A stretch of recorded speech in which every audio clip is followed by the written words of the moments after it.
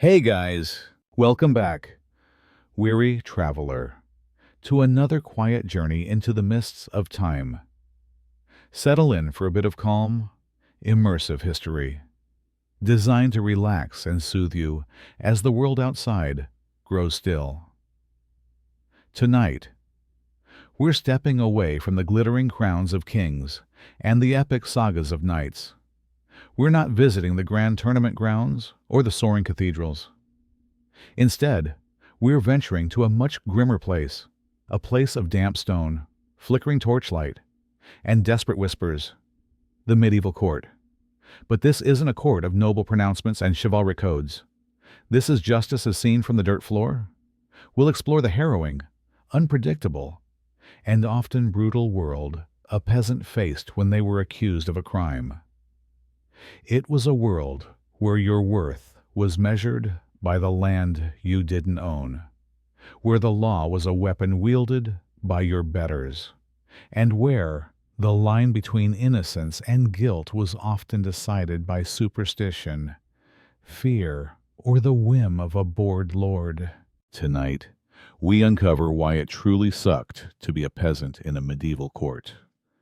If this kind of storytelling helps you unwind, feel free to like the video and subscribe, but only if it truly brings you peace.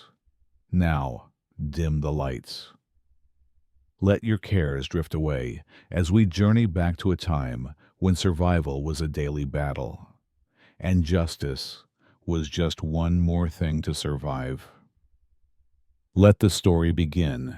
Before we step into the cold shadows of the courtroom, let us first walk a day in the shoes of the person we are here to see.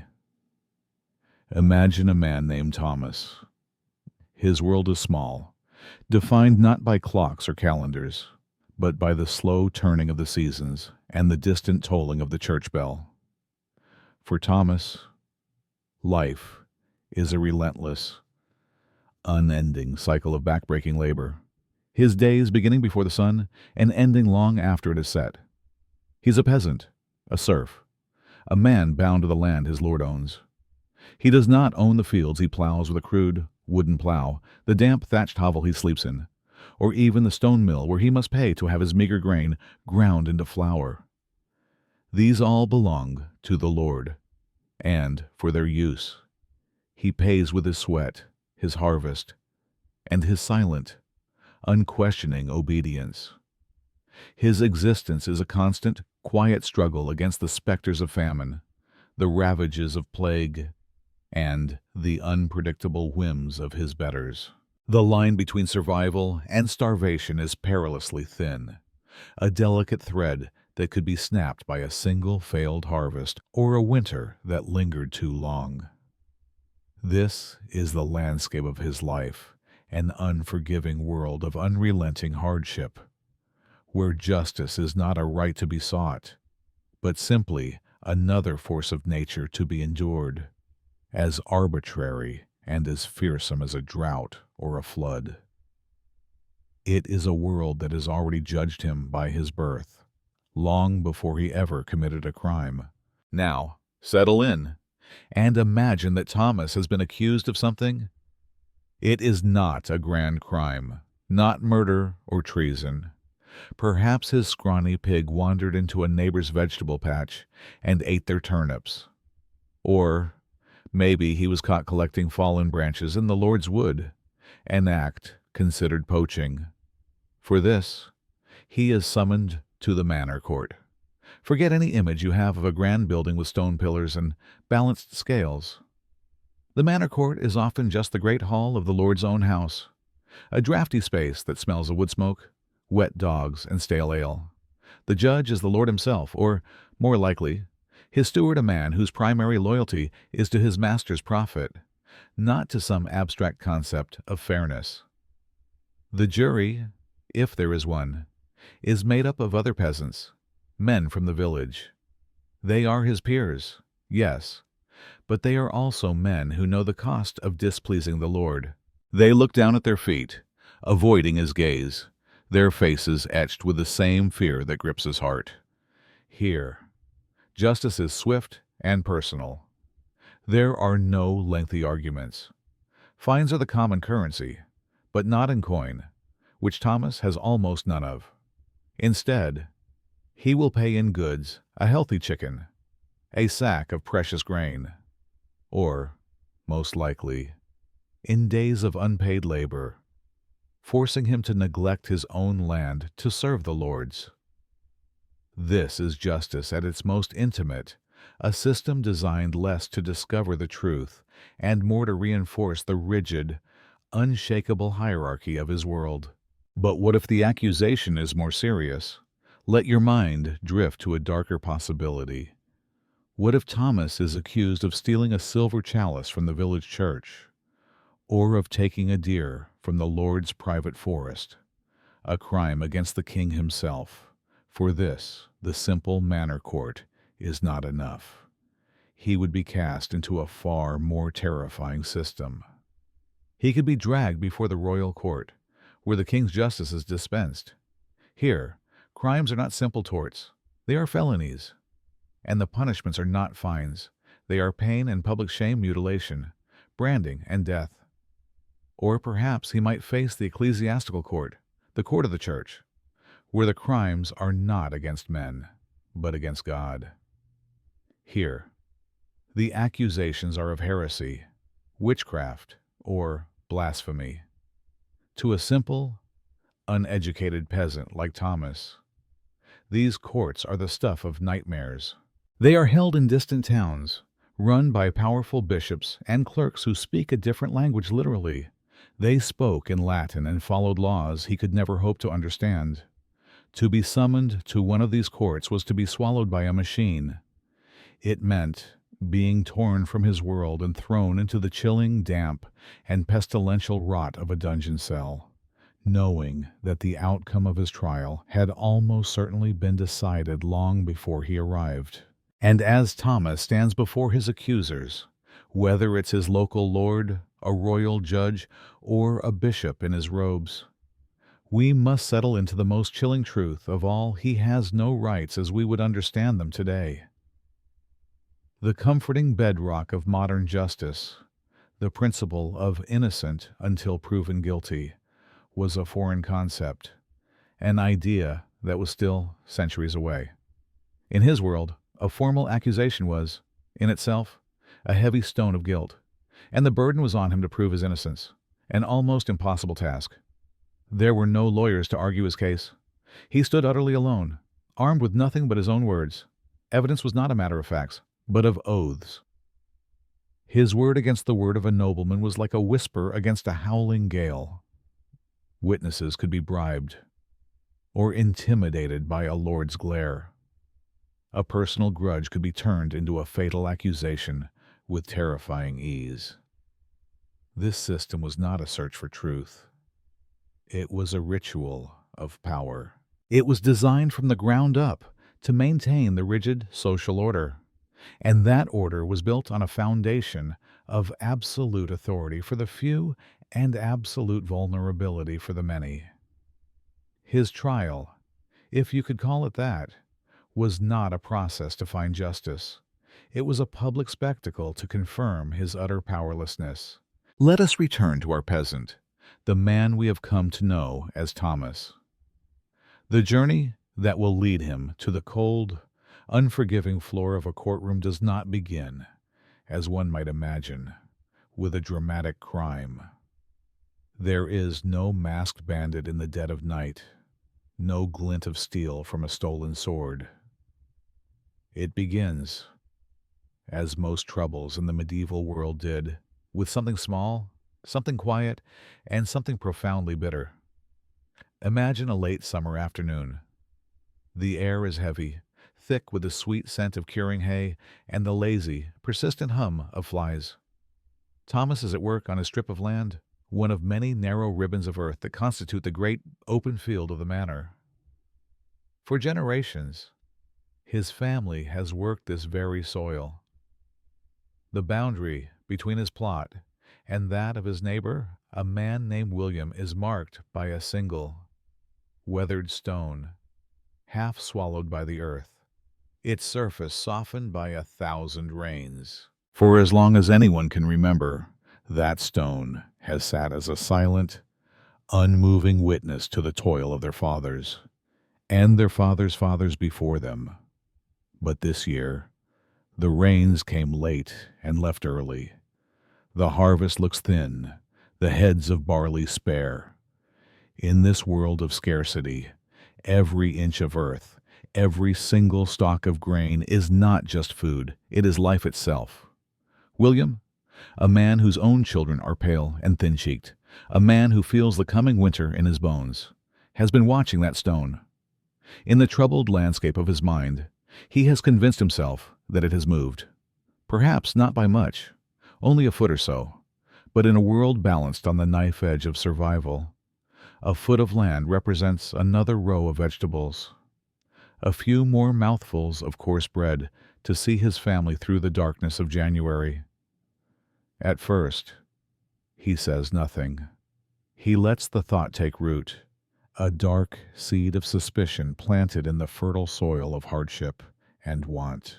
It is watered by the whispered gossip that circulates in the village alehouse after Sunday service, where men drown their weariness in weak, cloudy ale. It is nurtured by the worried, sidelong glances of his wife, who sees the same thinness in her children that he does.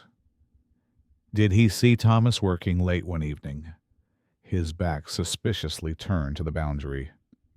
Was that a guilty flicker in his eye when they met on the path a fortnight ago? In a world of such grinding poverty and suffocating proximity, where families live their entire lives within a few hundred feet of each other, envy and resentment are weeds that grow with a ferocious, silent speed. The accusation, when it is finally voiced, is not shouted in the heat of anger. That would be too direct, a breach of the unspoken rules of village life, and altogether too dangerous. Instead, it is spoken softly, almost deferentially, to the reeve. The reeve is the Lord's appointed official, often a peasant himself, chosen for his reliability and his ability to enforce the Lord's will upon his own people. He is a man caught between two worlds, and feared by both. The boundary stone, William might murmur, twisting his woolen cap in his hands as he stands before the reeve. It is not where my father showed me it should be. Thomas, I believe he has wronged me, and just like that, with those few, quiet, carefully chosen words, the great rusty gears of medieval justice begin their slow, inexorable turn. This is not a system designed to seek empirical truth. It is a system designed to respond to a disruption in the natural order. An accusation has been made. The delicate, fragile balance of the village has been disturbed. And now, the system demands that someone must be held accountable. The reeve nods slowly, his face an impassive mask that betrays nothing. The matter, he states, will be brought before the Lord Steward at the next session of the Manor Court. For Thomas, still sweating in his field under the late afternoon sun, blissfully unaware of the storm that has just gathered over his head, the world has just tilted irrevocably on its axis. The summons does not arrive as a sealed scroll, delivered with haste by a messenger on horseback. A peasant like Thomas most likely cannot read, and precious, expensive parchment is not wasted on the likes of him. No, his summons is a public affair, a piece of raw, humiliating theater designed to instill shame and reinforce the social order. It happens on a Sunday morning, in the churchyard, immediately following Mass. This is the one time in the week when the entire village is gathered together in one place, their minds supposedly dwelling on God, piety, and salvation. The village priest has given his final blessing in Latin, a language they feel more than understand. And just as the villagers begin to shuffle out into the watery sunlight, the reeve steps forward onto the church steps. He clears his throat, a dry, rasping sound, and in a loud, formal voice that cuts cleanly through the quiet coughs and murmurs of the crowd, he makes the announcement. Let it be known, he declares, his voice carrying over the heads of the assembled faithful, that Thomas, son of John, is hereby summoned to the manor court to be held on the next saint's day. He is to answer the charge, brought forth by his neighbor William, of the crime of moving a boundary stone and encroaching upon the land of another. A silence falls upon the crowd. It is a heavy, smothering silence, the kind that feels like a physical weight pressing down on the air itself. Eyes that were friendly and familiar just moments before now quickly shift away, finding something of intense interest in the weathered stone of the church walls or the scuffed toes of their own leather shoes. Men who would have shared a joke or a piece of village gossip now turn to their wives, their faces suddenly stern and closed. The name Thomas, once just a name, is now stained with the indelible ink of public accusation. The short walk home from the church, a path he has trod 1,000 times, becomes the longest, most agonizing journey of his life. His wife walks beside him, her face as pale as whey, her lips pressed into a thin, bloodless line. She says nothing. His children, sensing the cold, invisible dread that has suddenly enveloped their parents, cling tightly to her tunic, their own small faces filled with a wide-eyed, uncomprehending fear. In the days that follow, a quiet, invisible quarantine settles around his hovel. The summons is not merely a notice to appear in court. It is, in itself, a preliminary verdict delivered in the court of public opinion. It separates him from the very fabric of his community. He's no longer Thomas, the farmer, the neighbor, the man who helps raise a fallen roof after a storm. He is Thomas, the accused. He lies awake at night on his straw pallet, the dying embers of the hearth casting long, dancing shadows on the wattle and daub walls. The shadows look like grasping fingers, like judging spirits. He replays every conversation he ever had with William, every hour spent working the fields side by side. Did he lean his crude wooden plow too close to the stone by accident? Did a shadow fall in just the wrong way as William passed by? One evening could a misplaced joke have been taken as a slight fear, cold and sharp, is his new, constant companion. It sits with him as he eats his meager supper of dark bread and pottage. It follows him into the fields, where the familiar landscape now seems alien and hostile. The court date looms before him, not as a chance for justice, but as a day of reckoning, a ritual of power that he is utterly helpless to control. The day of the court arrives, dawning gray and heavy, the sky weeping a fine, chilling drizzle. Thomas walks from his hovel to the manor house, his heart a cold, tight stone in the pit of his stomach. There is no grand, purpose-built courthouse with pillars and statues dedicated to justice. The seat of the law is simply the Lord's great hall, the very same cavernous room where harvest feasts are held, where traveling minstrels might perform, and where the Lord's hounds are permitted to sleep by the massive stone hearth on cold nights. To step through the heavy, iron-strapped oak door is to cross a threshold into another world, a world where he is not a man, but a subject, not a neighbor, but a potential criminal. The air inside is thick and layered with the smells of generations-old wood smoke that has blackened the high timbered rafters, rushes on the floor that are damp and faintly musty, and the lingering scent of roasted meat and spilled ale from a feast held weeks ago. Sunlight struggles to pierce through a single high, grimy window, cutting a dusty, ethereal beam through the gloom that does little to warm the chilling atmosphere of the space. At the head of the hall, seated on a heavy, carved wooden chair set upon a slightly raised platform, is the Lord's steward. The Lord himself has not bothered to attend for such a trivial matter concerning the affairs of a single peasant. The steward is a man Thomas has seen 100 times, riding through the fields on a fine horse or overseeing the collection of rents, his face usually impassive. But today, that familiar face is a mask of stern, impenetrable authority.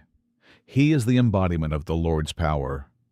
Beside the steward sits the reeve who made the public summons, and perhaps a clerk, a rare and educated man in a dark robe, with a precious sheet of parchment and a sharpened quill, ready to scratch down the outcome of the day's proceedings. There are no lawyers here, no advocates, no one trained in the law to speak for Thomas but himself. The very concept would be unthinkable.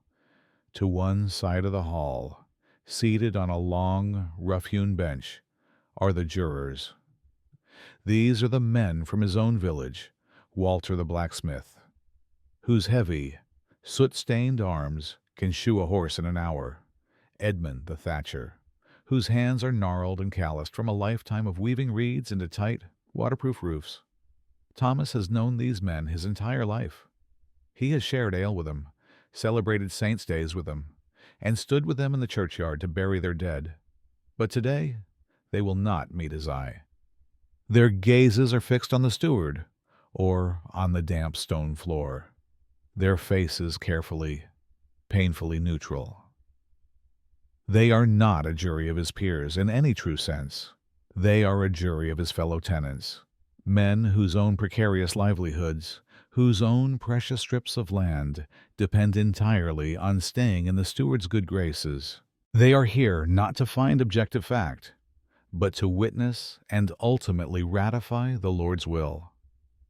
Their role is to legitimize the power that holds all of them in its grip. The entire room, from the high, smoky rafters to the dog sleeping by the fire, is a stage. And it has been meticulously set to remind everyone present, especially Thomas, of the vast, unbridgeable chasm that separates the one who holds power from the one who has none at all. The proceedings begin without ceremony, with a sharp rap of the reeve's staff on the stone floor. There are no opening statements, no intricate legal arguments, no presentation of what we would call evidence. The reeve calls William forward. The accuser, a man as poor and as sun-beaten as Thomas, shuffles onto the patch of dirt floor before the steward's platform, his knuckles white as he nervously twists his woolen cap in his hands. The steward nods curtly, a silent command for him to state his case. In a voice that is a strange, unsettling mixture of righteous indignation and deep-seated fear, William recounts his story, the sacred boundary stone, the disturbed earth, the barley he believes was stolen from the mouths of his hungry children. He turns and points a trembling, dirt-caked finger across the hall at Thomas. He did this, he says, his voice cracking with emotion. He is the one.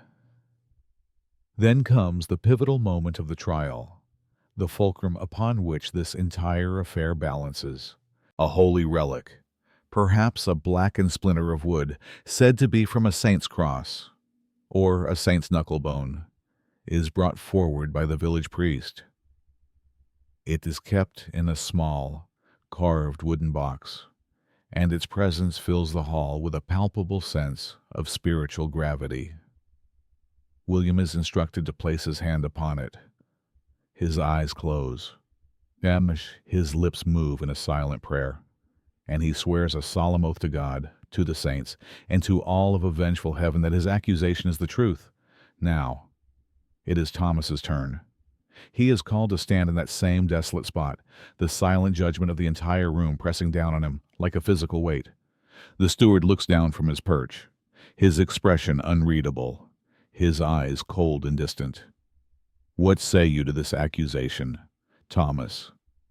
In a voice that is hoarse and dry with terror, a voice he barely recognizes as his own, Thomas denies the charge. He, too, is made to place his trembling hand on the cool, smooth surface of the relic box. He must swear his own oath of innocence. In this world, the oath is the evidence. It is a sacred, binding contract with the divine. To swear a false oath to commit perjury is to risk not just the Lord's justice, but God's. It is to invite eternal damnation in the fires of hell, a fear more real and more terrifying than any earthly punishment.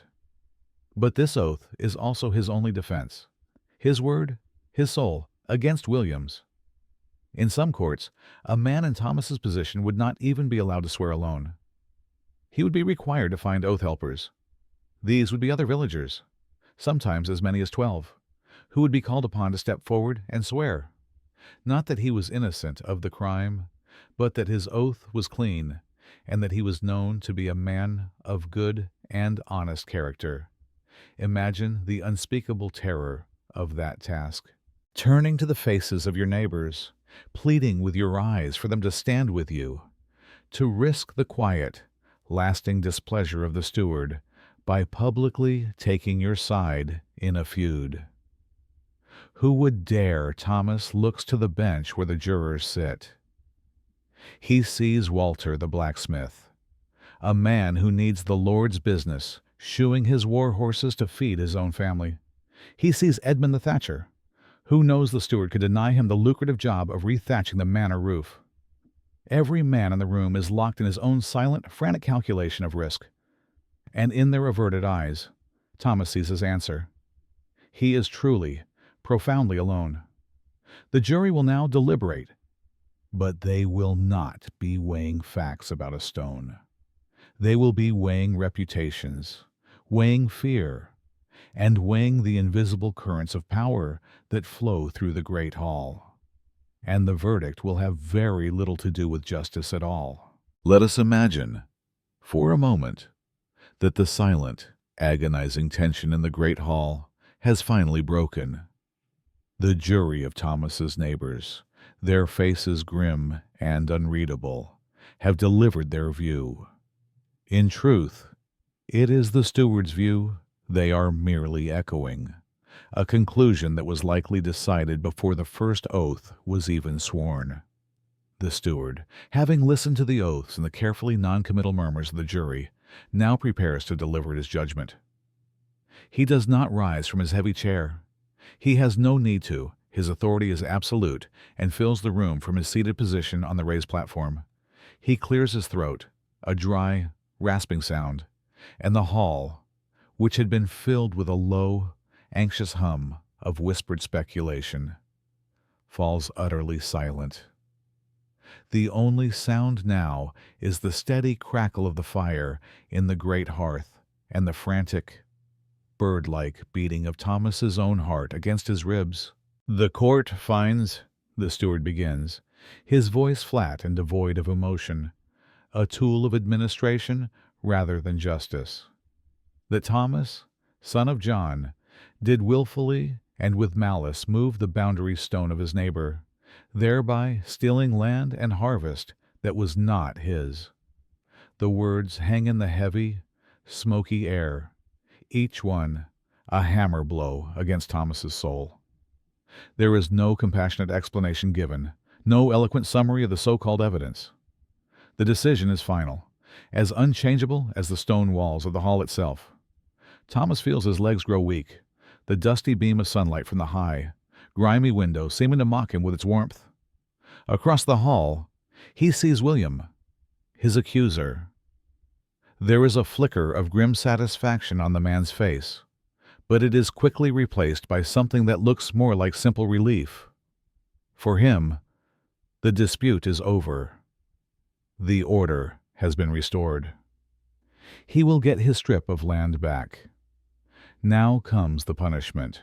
For a crime such as this, a minor trespass in the grand scheme of the kingdom, Thomas will not be hanged. He will not be mutilated. His punishment will be quieter, more insidious, but in its own way, just as devastating to his world. He is to pay a fine, an amercement, as it is officially known. This is the standard penalty in the manor court, a way for the Lord to profit from the squabbles of his subjects. But a peasant like Thomas has no coin to spare. His wealth is not counted in silver shillings, but in the living, breathing things that keep his family from the brink of starvation. The steward proclaims the fine in his monotonous voice. Thomas is to surrender his best pig, the one his family has been diligently fattening for the coming winter, the one that represents their only reliable source of meat for the long, cold months ahead.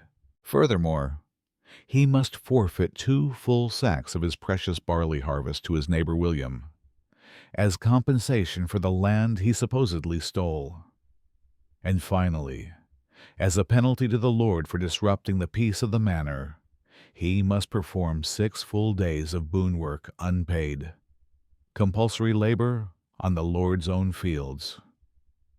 This work must be done immediately, during the most crucial days of the harvest, forcing him to neglect his own dwindling crops while he toils for his master. It is, in effect, a sentence of slow, grinding ruin. The loss of the pig means a winter of gnawing hunger, of watery stews with no substance. The loss of the barley means less coarse bread for his children and, crucially, no seed for the next year's planting. The forced labor means his own harvest will suffer, guaranteeing that the cycle of poverty and desperation will grind on, even tighter than before. As the clerk's quill scratches across the parchment, recording his fate, Thomas feels a vast, chilling hollowness spread through his chest. He has not lost his life, but he has, in many ways, lost the means to live it. He knows he will have to walk back to his hovel, untie the rope from his prized pig, and hand it over to the reeve in the full, humiliating view of the entire village. The shame of it, the public spectacle of his ruin, is as much a part of the punishment as the fine itself. In the unforgiving world of the medieval peasant, justice is not about rehabilitation or fairness, it is about subtraction. And something vital, something irreplaceable, has been irrevocably taken from him today. But let us pause our story for a moment and rewind the scene. Let the figures in the great hall reset themselves, the words of the verdict unspoken. Let us imagine a different outcome in that dusty, smoke-filled chamber. What if the matter were not so clear-cut? What if Thomas, despite his terror, had a reputation for quiet, steadfast honesty, while William, his accuser, was known to be a quarrelsome and envious man?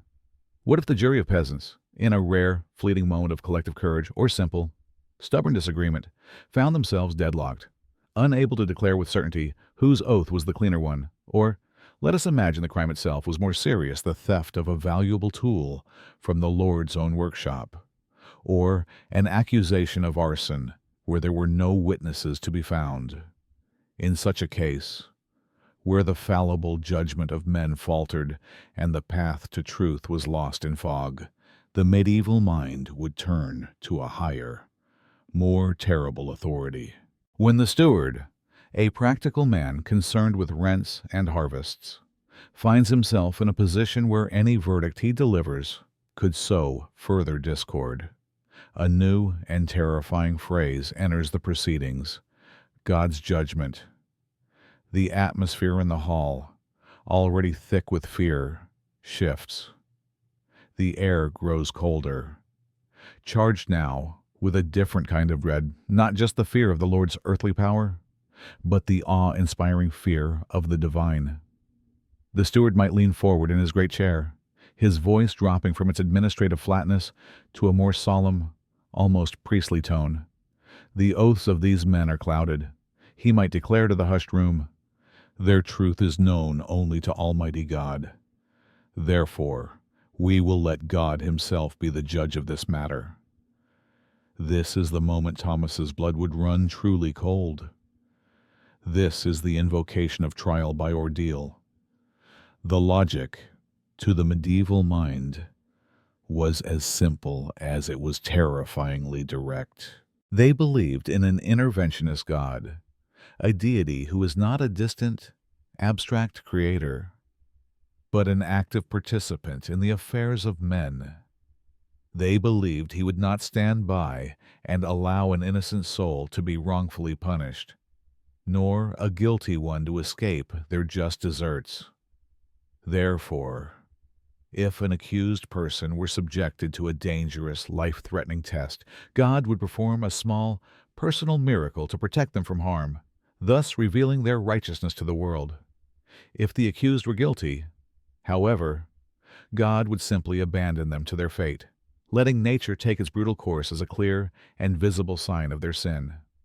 It was a system of justice born from a world steeped in a deep, unwavering faith and a profound, everyday superstition, a world where the line between the natural and the supernatural was thin, porous, and constantly crossed. There was no room for ambiguity, no space for reasonable doubt. The judgment would be delivered not by a man in a chair, but by the searing heat of consecrated iron, or the dark, unforgiving depths of sanctified water. For Thomas, the abstract, political fear of the court has just morphed into a concrete, physical terror. He is no longer to be judged by his peers, but by the elements themselves, and his fate now rests entirely in the hands of a silent, inscrutable, and terrifying God. The day of the ordeal does not begin in the Lord's hall, but in the house of God. The judgment is no longer in the hands of the steward. It has been elevated to a sacred ritual, a direct appeal to the heavens. Thomas, our accused peasant, is led to the village church. For 3 days prior, he has been made to fast, his body weakened, his mind sharpened by hunger and terror. He has attended Mass each day, praying with a fervor he has never known, his pleas mingling with the cold, damp air of the stone church. He is not just a defendant anymore. He is a supplicant, an actor in a divine drama whose final act is terrifyingly unwritten. Inside the church, the atmosphere is heavy with incense and dread. The village has gathered, their faces a mixture of morbid curiosity, pity, and pious fear. This is a rare and solemn event. Near the altar, a fire has been kindled, and resting within its glowing heart is a single, heavy piece of iron. It is not a tool. It is an instrument of judgment. The village priest, clad in his ceremonial vestments, begins the rite.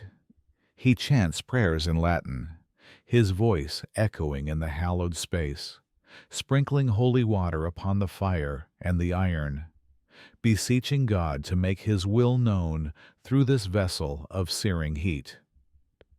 The iron glows, first a dull red, then a bright, malevolent cherry orange, seeming to hum with a life of its own. Thomas is brought forward. His hands, though calloused from a lifetime of labor, feel soft and terribly vulnerable. The priest makes the sign of the cross over him and recites the final blessing. Then, 2 men from the village, their faces set and grim, use a pair of long tongs to lift the incandescent iron from the flames. A wave of heat washes over Thomas, and the smell of hot metal fills his nostrils, acrid and terrifying. He is commanded to take it. His mind screams in protest, but his body, trained to a lifetime of obedience, complies. He extends his hand. The moment the scorching metal touches his flesh, an agony beyond comprehension rips through him. It is a white, hot, searing pain that obliterates all thought. The smell of his own burning skin fills the air, a sickening, unforgettable scent. He must carry it for a prescribed distance, perhaps 9 paces, each step a fresh wave of torment, his entire being focused on the single, impossible task of not dropping the iron. The crowd is silent, their eyes wide, watching this terrible communion between flesh and fire. After an eternity that lasts only a few seconds, he reaches the end point, and the iron is taken from him. His hand is a ruin of blistered, blackened flesh. But the ordeal is not over. The priest immediately wraps the burned hand in a cloth bandage, sealing it with wax and the church's own seal. No one is to touch it. No herbs, no cool water, no remedies are allowed. Only God can tend this wound. Thomas is sent home, his arm throbbing with a deep, relentless pain. For 3 days and 3 nights, he waits. He cannot sleep. He cannot eat. Every beat of his heart sends a fresh spike of agony through his arm. He watches his hand swell within its bindings, praying, hoping, bargaining with a God who has remained silent. On the 3rd day, he is summoned again, back to the church. The entire village is there to witness the final verdict. The priest, with great ceremony, breaks the wax seal and slowly, carefully, unwraps the bandage. All eyes are on the wound. If, by some miracle, the burn is clean, healing, and free of the festering pus and angry red infection that is almost inevitable in this age of filth, then it is declared that God has protected him. He is innocent. If, as is overwhelmingly likely, the wound is infected, weeping, and inflamed, it is taken as a clear sign that God has judged him guilty. The ordeal by fire was rarely a test of innocence. It was a test of impossible fortune, a near-certain condemnation delivered by the unholy trinity of pain, filth, and superstition. But fire was not the only element called upon to deliver God's judgment. In some cases, the accused would face the ordeal by water, a ritual just as steeped in faith and just as merciless in its logic. Let us imagine that Thomas, instead of being led to the church fire, is marched to the river that runs alongside the village. It is a cold, gray day, the water a murky, swirling slate under the overcast sky. Again, the village priest is present to sanctify the proceedings, blessing the river and asking it to serve as God's instrument. Here, the ordeal takes on a terrifying new form, the ordeal of cold water. Thomas's hands and feet are bound together, often his right thumb to his left big toe, and his left thumb to his right, contorting his body into a helpless, awkward position. A rope is tied around his waist. Held by a man on the river bank, he's then thrown into the blessed water. The logic of this ordeal was a cruel and perfect paradox. Water, being a pure element, was believed to reject anything sinful or impure. Therefore, if Thomas floated, it was a sign that the holy water had refused to accept him. He was guilty. If, however, he sank, it was a sign that the pure water had embraced him as one of its own. He was innocent. Picture the scene. Thomas, bound and terrified, is cast into the frigid river. The shock of the cold water steals his breath. He thrashes, but his bonds hold him fast. Now comes the moment of judgment. Does his body, buoyed by the clothes and the air trapped within, bob to the surface? If so, the crowd on the bank would murmur in condemnation. He floats. He is guilty. He would be hauled out, sputtering and freezing, only to be taken away for punishment, likely execution. Or does he sink, does his body, heavy and helpless, drift downwards into the dark, silent depths of the river? If so, he is innocent. But he is also at the bottom of a river, his lungs filling with water. The man holding the rope would then have to haul him back to the surface before he drowned. Sometimes they were successful. Often they were not.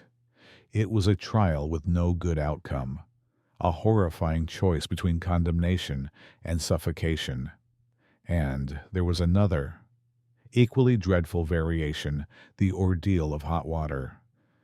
In this version, a large cauldron would be filled with water and heated over a fire, much like in the ordeal of iron. The priest would bless the bubbling cauldron. and a stone or a ring would be dropped into its depths.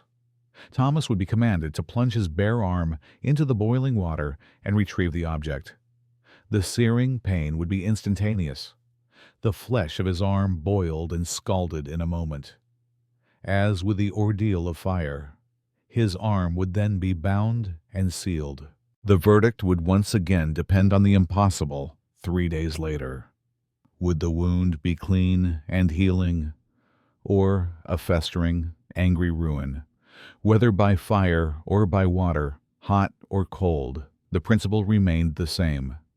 It was a form of justice that removed human responsibility and placed it in the hands of a terrifying, unpredictable, and silent God, leaving the poor, accused peasant with nothing but a prayer and an agonizing path to a preordained fate. Let us now assume the ordeal is complete, and the verdict, whether delivered by the steward's decree or the festering of a wound, is guilty. For many lesser crimes, petty theft, public drunkenness, baking a dishonest loaf of bread with more air than flour, the punishment was not death, but a slow, agonizing social death. It was a punishment of public humiliation, a piece of interactive theater in which the entire village became both audience and actor. This was the world of the stocks and the pillory. Imagine Thomas, his guilt now proclaimed, being led from the church of the Lord's Hall not to a dungeon, but to the very center of the village square. It is market day. The square is bustling with activity, a chaotic, vibrant hub of life. Farmers are selling their produce, merchants are hawking their wares, children are chasing geese through the mud.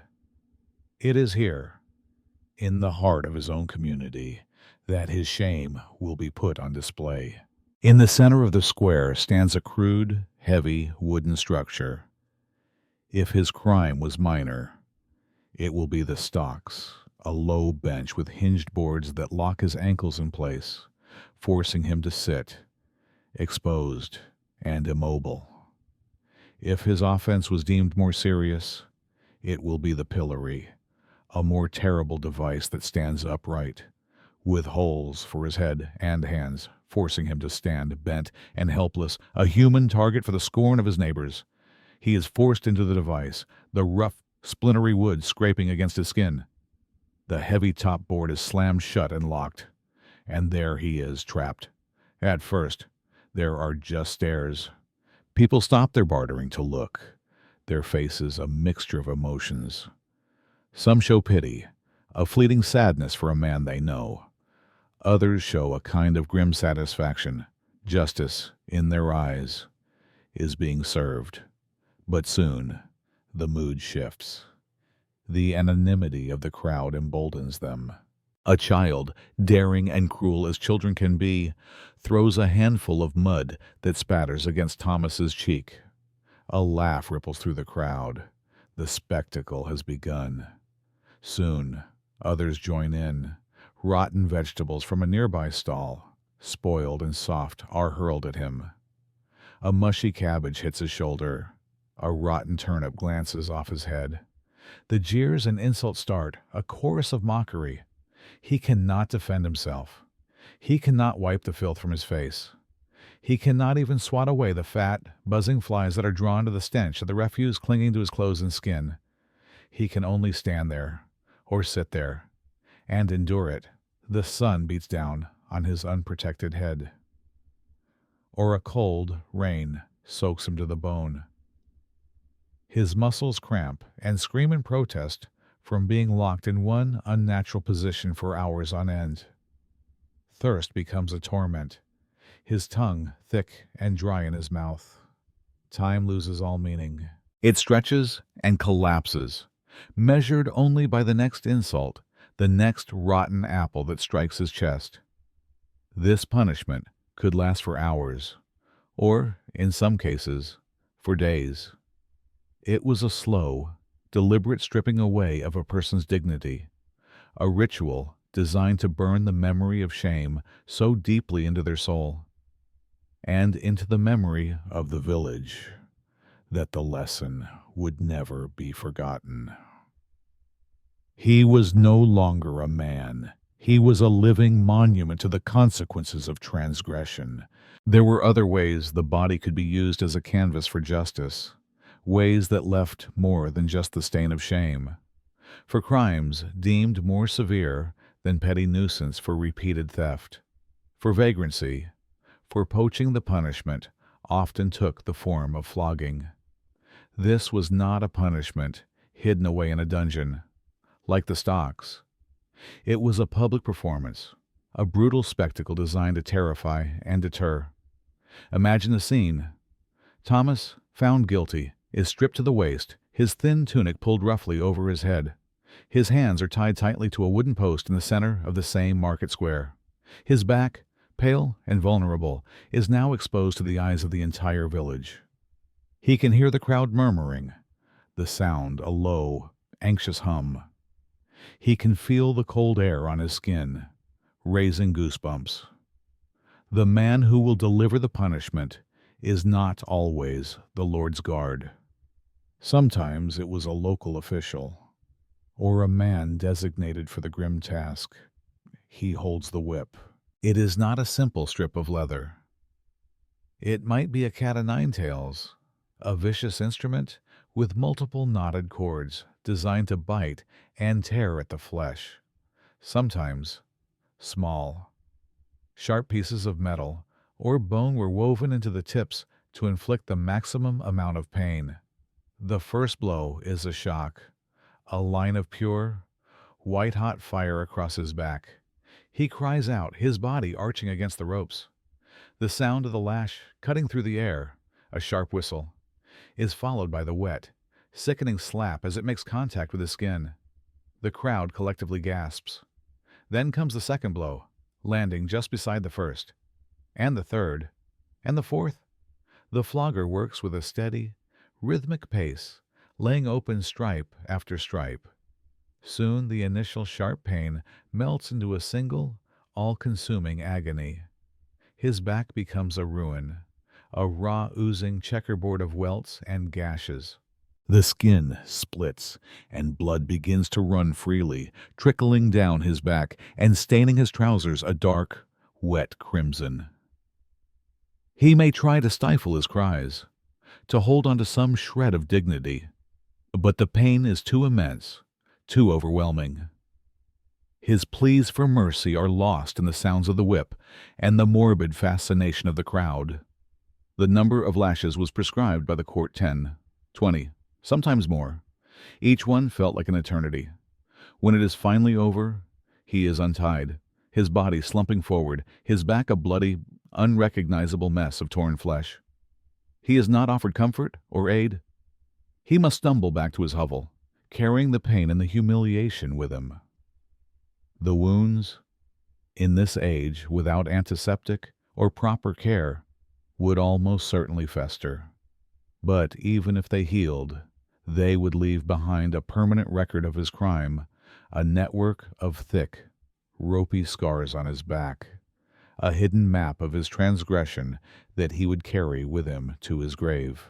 The flogging was more than a beating, it was a branding, a marking of a man as a criminal, a lesson written in his own blood for all to see and fear. For the medieval peasant, the punishments of the stocks or the lash were ordeals of temporary agony and lasting shame. The pain would eventually fade.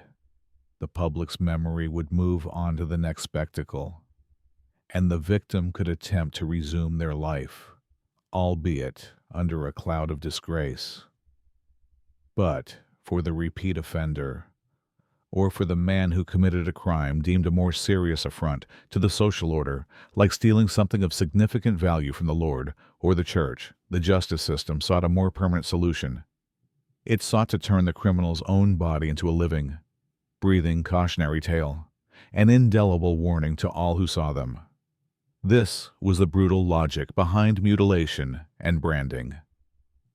Let us imagine that Thomas was not accused of moving a stone, but of a more serious theft.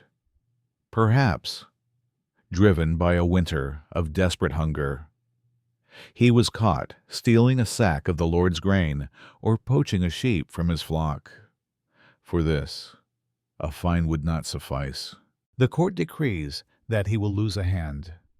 The sentence is not carried out in a sterile chamber by a trained surgeon. It happens in the open, in the same public square where others are flogged or placed in the stocks. He is dragged to a heavy wooden block, slick with the dark stains of previous punishments. His arm is wrenched forward and held down, his hand laid flat upon the rough wood.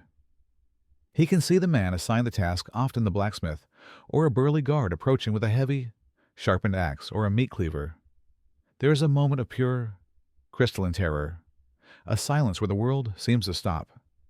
He can see every detail, the grim set of the executioner's jaw, the glint of light on the honed steel edge, the faces of the crowd, a sea of wide, horrified eyes. He does not have time to beg for mercy. The blow comes down with a sickening, heavy chop. It is a crude, brutal amputation. The sound is not clean. It is a wet, splintering crunch of bone and sinew. An unimaginable, explosive pain erupts in his arm, and he screams, a sound that is barely human. His hand, severed, lies on the block for a moment before being kicked aside. Blood gushes from the stump, and the executioner, to stop the bleeding, might press a red-hot piece of metal or a glob of boiling pitch against the open wound, searing it shut in another wave of excruciating agony. He survives, but his life is effectively over. In an age where a man's worth is measured by his ability to perform manual labor, to plow a field, to swing a scythe, to build a wall, a one-handed peasant is a useless man. He is condemned to a life of begging, of being a burden on his family and his village, his missing hand a permanent, public declaration of his crime. Branding was another method of permanent marking, a way to scar the soul by scarring the skin. The process was, again, a public ritual. A branding iron, forged with a specific letter, perhaps a T, for thief or a V for vagrant, was heated in a brazier until it glowed a terrifying, bright red. The condemned was held fast, their face or cheek exposed. The smell of the hot iron, a sharp, metallic tang, filled the air. Then, with a sizzle and a plume of smoke, the brand was pressed into their flesh. The pain was intense, but the true punishment came after. The blistered, weeping wound would eventually heal into a thick, discolored scar, a letter that could never be erased. It was a facial signature of shame. With that mark, a person was forever an outcast. They could not hope to find honest work, as no one would hire a branded thief. They could not be trusted in the marketplace. If they traveled to a new village, the brand would announce their history before they ever spoke a word. It was a social execution, a sentence that ensured the criminal, no matter how they might repent or wish to reform, would be forever trapped by the single worst moment of their life. The world of medieval justice was overwhelmingly a man's world, built and enforced by men. And for the women who found themselves caught within it, the punishments were often uniquely cruel, designed to punish not just crimes, but transgressions against a rigid, patriarchal order. While a man might be punished for what he did, a woman was often punished for what she was too loud, too opinionated, too defiant. For these crimes, a special instrument of humiliation was reserved, the scold's bridle, or the branks. Let us leave Thomas for a moment and imagine his wife, Eleanor. She is a woman of strong opinions, with a tongue as sharp as any knife. Perhaps she argued too loudly with a merchant in the market over the price of cloth. Perhaps she publicly admonished the village reeve for his unfairness. Or perhaps she simply gossiped, her words weaving through the village and unsettling the delicate social peace. She is declared a common scold. a public nuisance. Her crime is not theft or violence. It is the crime of an unruly voice. For this, she is sentenced to the bridle. The device itself is a monstrous thing, a heavy iron cage that is locked around the head. It is a cold, brutal framework of straps and bars. The true horror of the device, however, is the bit, a plate of iron, often spiked or sharpened, that is forced into the mouth and pressed firmly down upon the tongue. It makes speech impossible. The slightest attempt to talk would result in agonizing pain as the bit cut into the flesh of her tongue. Once this iron cage is locked onto her head, a chain is attached. She is then led, like a beast of burden, on a walk of shame through the village. The reeve or her own husband might be forced to lead her, holding the chain as she is paraded past the homes of her neighbors.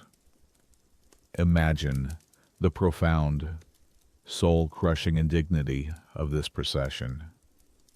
She cannot speak to defend herself. She cannot cry out in protest.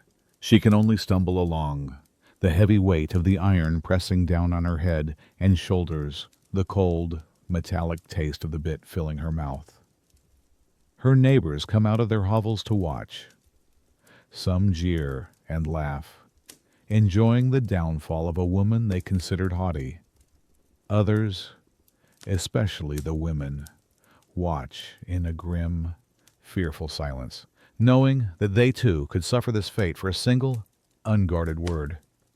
She is being punished for the very act of expression. The bridle is a tool not just of silence, but of subjugation, a visceral reminder to all the women of the village of their prescribed place to be seen, to work, and to be silent. The pain in her jaw is immense. The taste of blood may mingle with the iron in her mouth, but the deepest wound is to her spirit. It is a punishment that says, "Your voice is not your own. Your thoughts are dangerous. You will be silent." The punishments we have witnessed thus far, the shame of the stocks, the searing pain of the lash, the lifelong mark of the branding iron were designed to correct, to warn, and to ruin. But there were crimes for which ruin was not considered sufficient. For acts that struck at the very heart of the medieval order, there was only one possible sentence, one final, absolute punishment from which there was no return. This was the sentence of death. For a peasant, this grim fate could be sealed by a number of transgressions. Murder was the most obvious, a crime that tore the fabric of the community. But treason, even in its humblest form, perhaps joining a failed peasant revolt or simply speaking a curse against the king when in your cups, was a certain path to the gallows. Arson, the act of setting fire to a neighbor's barn or the Lord's mill, was seen as a devilish crime, a threat to the entire community, and was punished with equal finality. And then there was poaching. To an impoverished peasant, a deer in the king's forest might represent survival for his family through a harsh winter. But to the law, that deer was the king's sacred property. And to steal it was not just theft. It was a direct affront to royal authority, an act punishable by death. Let us imagine Thomas, our peasant, has been found guilty of such a crime. The moment the sentence is passed by the judge or the Lord Steward, a profound shift occurs. He is no longer merely an accused man or a common criminal. He is now a dead man walking. He is seized by guards and dragged not back to his village, but down into the darkness, into the dungeon that lurks beneath the castle or the town jail. The medieval dungeon was a place of abject horror, a living hell carved from cold stone and despair. These were not cells for rehabilitation. They were holding pens for the damned. Picture him being thrown into one of these cramped stone outlets, a space so small he can barely stretch out his limbs.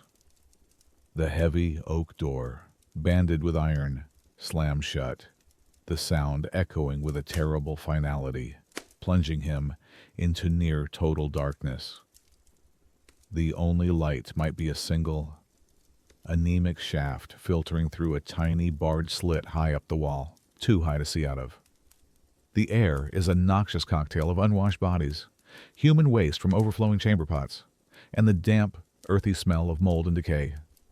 The floor is a slime-slick stone, perhaps covered with a thin layer of moldering, pestilential straw. Vermin rats grown fat and bold scurry in the darkness, their claws scratching against the stone. He is not alone.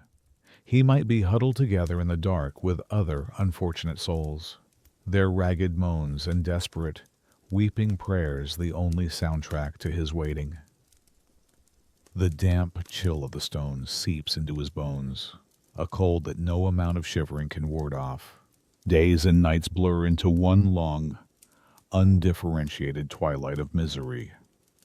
His only contact with the world above is the jailer who shoves a crust of stale, maggoty bread and a cup of foul water through a slot in the door. In this state, he awaits his end. The seconds seem to ooze by. He thinks of his family, of the sun on his face, of the simple feeling of clean air in his lungs, all things that now seem like a dream from another life. This waiting, this slow descent into hopelessness in a stinking, lightless hole, was itself a form of torture, a breaking of the spirit before the body was to be broken on the gallows. The day of the execution arrives like any other, but with a palpable buzz of grim anticipation in the air. Public executions were a common and accepted part of medieval life. They were a form of brutal entertainment, as much as they were an instrument of state terror. Crowds would gather in a festival-like atmosphere, eager to witness the grisly spectacle. Thomas is hauled from the filth of his dungeon cell, his limbs stiff, his eyes blinded by the sudden assault of daylight. He is placed in a cart, his hands bound tightly, and the procession begins. It is a slow, meandering parade through the town, a final walk of shame designed for maximum visibility. The streets are lined with people. He sees faces he has known his whole life, now twisted with a mixture of pity, contempt, and morbid curiosity. Children, too young to understand the finality of it all, run alongside the cart, shouting insults. Vendors move through the crowd, peddling meat pies and ale to the spectators as if it were a fair day. He is the main attraction in a macabre morality play, his suffering a public lesson for all to absorb. The procession makes its way out of the town gates to a nearby hill, where the gallows stand, a stark, simple silhouette against the sky. It is a crude structure of two uprights and a crossbeam, a permanent fixture on the landscape, a constant reminder of the Lord's power and the King's justice. He is pulled from the cart and half dragged up the wooden steps of the scaffold. A priest might be there to mutter a hasty, half-hearted prayer, more for the benefit of the crowd than for the condemned man's soul. The hangman, often a hooded figure to preserve his anonymity, approaches. He places the rough hemp of the noose around Thomas's neck, the rope scratching his skin. For a peasant, death by hanging was not the swift, neck-breaking drop of later centuries. The medieval gallows employed a short drop. This meant the fall was not far enough to snap the neck. Instead, it was designed to kill by slow, agonizing strangulation. The hangman gives a final nod. The bolt is pulled, or the platform is simply kicked out from under him. Thomas plunges a few feet, and the rope snaps taut with a sickening jolt. His body is seized by violent, uncontrollable convulsions, his legs kicking and twitching in a grotesque, involuntary dance of death. He chokes, he gasps, but no air comes. His face turns a mottled purple, his eyes bulge from their sockets, his tongue swells in his mouth. The crowd watches in a hushed, fascinated silence as he struggles at the end of the rope. It can take many long, excruciating minutes for the life to finally leave his body. when at last the twitching ceases and his body hangs limp, swaying gently in the breeze, justice, in the eyes of the medieval world, has been served. His body might be left to hang for days, a forlorn human scarecrow, a grim warning to any other peasant who might dare to step out of their designated place in the unforgiving order of things. The gallows, as grim as it was, represented the standard, almost mundane end for a common criminal. It was a swift, if brutal, conclusion. But there existed another realm of punishment, a form of death so grotesque, so meticulously cruel. It was reserved for the most heinous crime in the medieval world, high treason. This was the ritualized butchery of being hanged, drawn, and quartered, a fate that, on the surface, seemed far removed from the world of a simple peasant like Thomas. And yet, the currents of history are unpredictable, and a peasant could easily find himself swept up in matters of the state, condemned as a traitor to the crown he had never even seen. How could this happen? Perhaps he joined a peasant revolt, a desperate uprising against a crushing tax or a cruel lord. To him, it was a fight for survival, for a sliver of justice. To the king, it was treason. Or perhaps his own lord, a disgruntled and ambitious nobleman, raised a banner of rebellion against his sovereign. Thomas, as a serf bound to his lord's service, would have no choice but to take up a rusty spear and follow him into a doomed battle. When the rebellion was inevitably crushed, the lord might be granted a merciful beheading, but his peasant foot soldiers, the nameless men like Thomas, would be branded traitors and made examples of. The punishment was a symphony of agony, a public spectacle in 3 movements designed to utterly destroy a man in body and memory. The first act was being drawn. The condemned man was not allowed to walk to his own death. He was tied to a wooden hurdle, a simple frame of woven branches, and dragged by a horse through the muddy, filth-strewn streets of the town to the place of execution. The journey was agonizing, his body scraping against the sharp stones and frozen ruts, leaving him bruised, bloodied, and covered in ignominy before the real horror even began. The second act was being hanged. He was hoisted onto the gallows, the noose placed around his neck, and he was dropped. But he was not granted the mercy of death. He was cut down while still alive, while still breathing, his mind a confused fog of pain and near asphyxiation. He would be dragged to a table, and now the third and most terrible act would commence. The part of the sentence also known as being drawn, in the sense of being disemboweled. The executioner would take a long, sharp knife and slice open his abdomen. Before the horrified eyes of the crowd, and often before the fading eyes of the victim himself, his entrails, his intestines, his organs were pulled out and thrown into a waiting fire. And still, it was not over. The final movement was quartering. With the man now certainly dead, the executioner would take up a heavy axe. He would first behead the corpse. Then, with powerful, chopping blows, he would hack the body into 4 pieces. This was not random butchery. It was symbolic. The traitor had sought to divide the kingdom, and so his own body was now divided.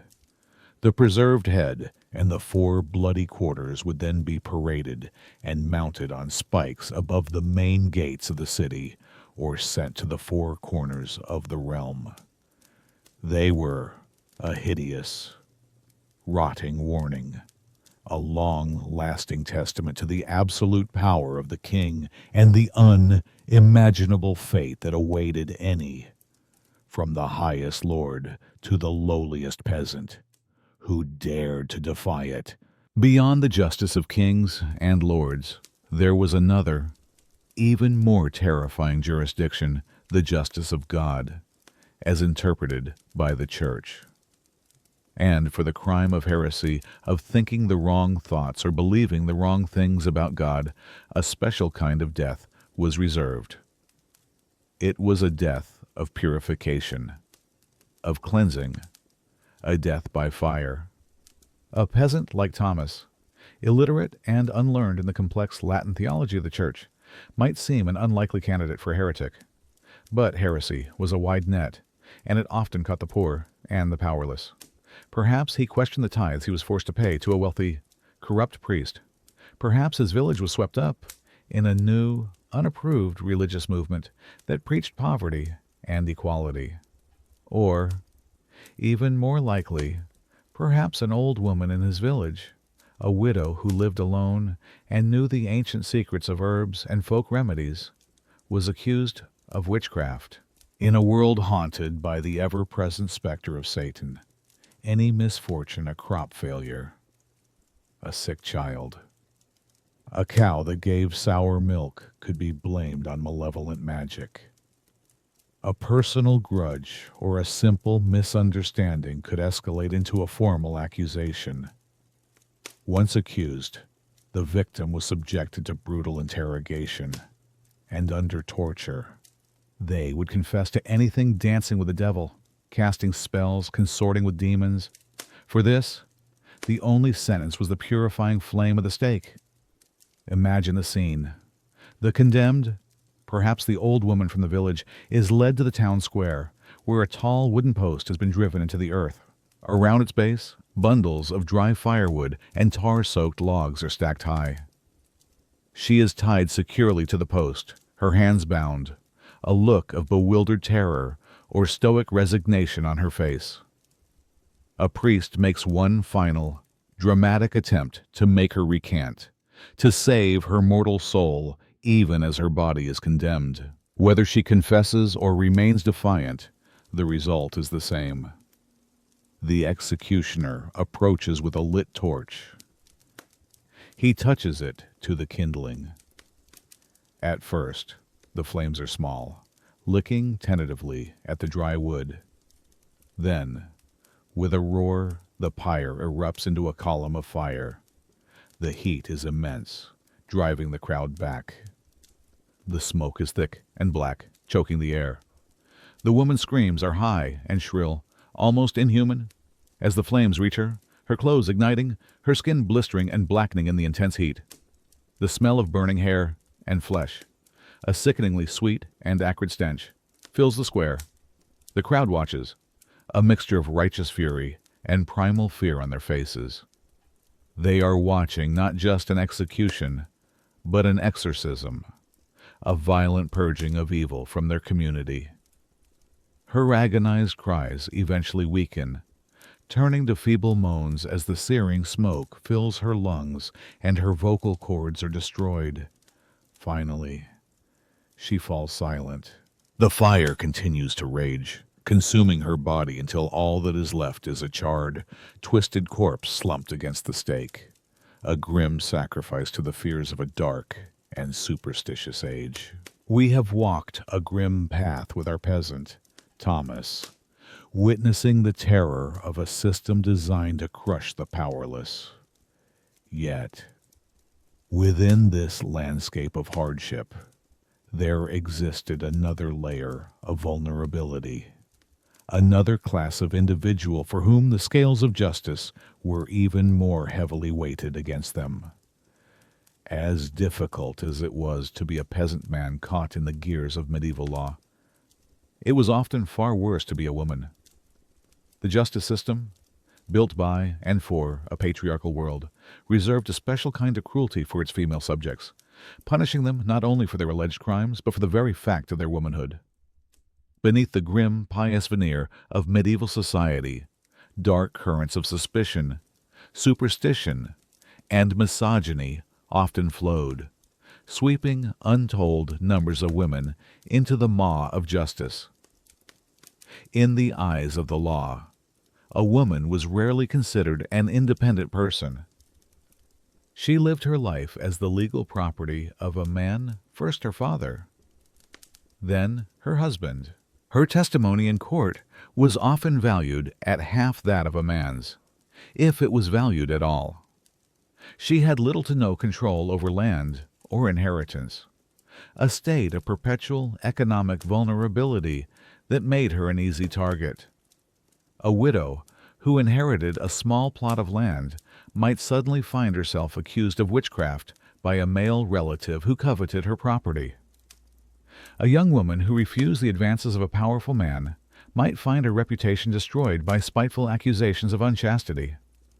For a woman, the path to crime was tragically often paved by simple desperation. With few ways to earn a living, a widowed or unmarried woman faced a stark choice between abject poverty and being trapped in the oldest profession. Simple acts of survival, like begging or petty theft, left them exposed to the full, unyielding brutality of the law. And the law responded with a ferocity that was often gendered. While a man might be fined or placed in the stocks for a minor offense, a woman accused of the same crime could face punishments designed to attack her femininity and her role in the community. She was held to an impossible standard of piety, chastity, and silence, and any deviation from this ideal was seen not just as a crime, but as a moral failing, a corruption that threatened the very fabric of society. The men who sat in judgment over her, the lords, stewards, and priests, viewed her through a distorted lens of religious dogma and deep-seated suspicion. They saw in her the shadow of Eve, the original temptress, a weaker vessel more susceptible to the whispers of the devil. This inherent distrust meant that for a woman, an accusation was often tantamount to a conviction. She entered the courtroom, already condemned, her fate sealed not by evidence, but by the pervasive, unspoken biases of the world she inhabited. Of all the tragic circumstances a medieval woman could face, perhaps none was more hopeless or more brutally punished than the act of bearing a child out of wedlock. In a world with scant birth control and zero tolerance for unwed motherhood, a pregnancy outside of marriage was not a private matter. It was a public catastrophe, a source of profound shame that could destroy a woman's life and dishonor her entire family. For a young servant girl, perhaps forced upon by her master, or a soldier, or a village girl who engaged in a secret romance, the discovery of her condition was the beginning of a terrifying and lonely ordeal. She had no recourse, no support system, and no future. She would be cast out of her home, fired from her position, and shunned by the very community that had raised her. She and her child faced a near certain future of starvation and beggary. Faced with this impossible choice, cornered by a society that offered no mercy, some women were driven to the unthinkable. In the dead of night, in a hidden place, they would give birth alone, and in a haze of pain, fear, and utter desperation, would end the life of their newborn infant. This act, born of a profound and tragic hopelessness, was regarded by the medieval world with a unique and terrible fury. Perhaps no female crime was regarded with more revulsion and fury in medieval times than that of infanticide. If the tiny body was discovered, the mother, if she could be found, was shown no pity, no understanding of the circumstances that had led her to such a dark place. There was only swift and terrible retribution. The trials for such crimes were brief and merciless. The woman was often tortured to extract a confession, not only for the act of infanticide, but frequently for other, more fantastical crimes. Accusations of witchcraft or consorting with the devil were common, as the court sought to paint the desperate woman as a monster of pure evil rather than a victim of a cruel society. The source documents recall the infamous case of Margaret Kitzsteiner, a 17-year-old German peasant who, under torture, confessed not only to drowning her newborn but also to being a witch who copulated with the devil. The punishment that followed was a public spectacle of sadistic vengeance. Infanticidal mothers were routinely tortured, paraded in shame, and executed without mercy. The execution itself was often exceptionally brutal. The woman might be buried alive, drowned in a sack, or subjected to some other prolonged and agonizing death. Her suffering meant to serve as a dire warning to other women. We are left only to wonder at the legions of these tragic, forgotten women, the desperate, discarded, and demonized who haunt the footnotes of medieval history. Theirs are the stories of souls pushed beyond the limits of human endurance by an unforgiving world. Their final, desperate acts met not with compassion, but with the full, pitiless weight of a justice system that had condemned them long before they ever committed a crime. Beyond the tangible crimes of theft or violence, there existed a shadowy realm of transgression, a world of supernatural fears where a peasant woman was uniquely vulnerable. This was the world of witchcraft. In an age governed by superstition, where the line between faith and fear was perilously thin, any unexplained misfortune could be attributed not to bad luck or natural causes, but to the malevolent work of a witch in the community. And more often than not, the woman accused was the one least able to defend herself. Imagine an old widow living at the edge of the village. Let us call her Agnes. She lives alone, her husband and children long since taken by plague or hardship. She is poor, perhaps a bit eccentric, and she possesses the old knowledge of herbs and poultices, remedies passed down through generations of women. For years, her neighbors have sought her help for a colicky baby or a feverish child. But this year, the crops have failed. A blight has swept through the barley fields, leaving them black and withered. The village priest declares it the work of the devil. A cow belonging to a prosperous farmer suddenly sickens and dies. Fear and suspicion begin to poison the air.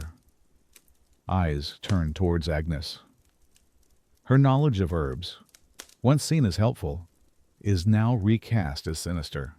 Her solitude is no longer pitiful, but suspicious. The fact that her own crops seem less affected by the blight is seen not as good fortune, but as proof of a dark pact. The whispers begin, quiet at first, then growing louder. A neighbor claims to have seen a strange light in her hovel late at night. Another swears they saw her muttering to her cat, surely a familiar spirit in disguise. These rumors, born of fear and amplified by gossip, soon reach the ears of the authorities. Agnes is dragged from her home and brought before the ecclesiastical court. Here, she faces grim-faced priests who see the devil's work everywhere. They are not interested in evidence, but in confession. She is stripped and shaved. Her frail, aging body searched for the so-called devil's mark. Any mole, blemish, or skin tag is taken as proof of her guilt. When she denies the charges, the torture begins. Her old, brittle bones are stretched on the rack, or her feet are held over hot coals. Under the relentless, unimaginable agony, her mind shatters. To make the pain stop, she confesses. Yes, she admits to anything and everything they suggest. Yes, she danced with Satan in the woods. Yes, she cursed the crops and soured the milk. Her confession, extracted through torment, is all the proof the court needs. She is condemned as a heretic and a witch. The sentence is death by fire. She is led to the stake, a confused and broken old woman, to be purified in the flames before the eyes of the very neighbors she once tried to heal. Her story, and the stories of countless women like her, became a terrifying testament to how easily the vulnerable could be scapegoated in a world gripped by a fear of the unknown, their lives reduced to kindling for the fires of public hysteria. For a medieval peasant woman, The legal system was not a protector. All too often, it was simply a second, more calculated violation. In no area was this more cruelly apparent than in the aftermath of a sexual assault. In a world where a woman's honor was her only currency, and that honor was defined entirely by her chastity and subservience. Becoming the victim of such a crime often led to a legal ordeal where she, the victim, was placed on trial. Imagine a young woman, perhaps a servant in the Lord's household, or a girl working in the fields. She is attacked. If she is to have any hope of seeing justice, the law demands an immediate and public response. She cannot retreat in shame or trauma. She must, according to the law, in many regions, raise the hue and cry, at once running, screaming, to the nearest group of people to show her torn clothing, her bruises, her distress. This immediate, public outcry was considered the primary evidence. If she waited, whether out of fear, shame, or shock, her claim was immediately suspect. It would be argued that her silence implied consent. If she did manage to bring a case to court, she would find that she, not her attacker, was the one being judged. Her entire life and character would be scrutinized. Was she a virgin? Was she known to be modest and obedient? Had she ever been seen talking too freely with men? Any deviation from the ideal of perfect, silent piety could be used to discredit her testimony. Her word, already valued at less than a man's, became worthless. In contrast, the accused man's defense was simple. He could merely state that she consented, or, in a more sinister turn, that she had seduced him. If he was of a higher social standing, a knight, a steward, or the Lord himself, his word was almost unassailable against hers.